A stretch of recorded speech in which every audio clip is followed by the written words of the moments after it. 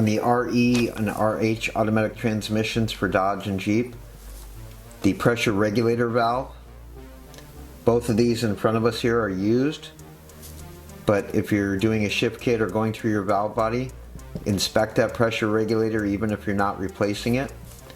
This one on the right here is what we call a phenolic valve. This one here is a steel valve. See, this is dark gray and it's very, very lightweight. We wanted to bring this to your attention because the veteran builders in our industry, they've been pulling all of these phenolic ones and discarding them and putting the steel design in their place. You might be inside your valve body and realize you've got this valve already in there. That's fantastic, a regular steel valve. And those are definitely an upgrade away from phenolic.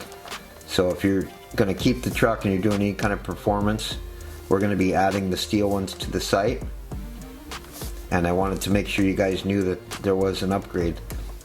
The phenolic ones, just because they're a dissimilar material, they have some issues inside the valve body bore, both with snagging and premature failure and wear. So, just a short little insight video. We're trying to keep you guys as informed as possible. If there's something you want to see, please drop us a little comment down below and let us know. What do you got for a repair coming up? And we'll post a video on it. Thanks for watching.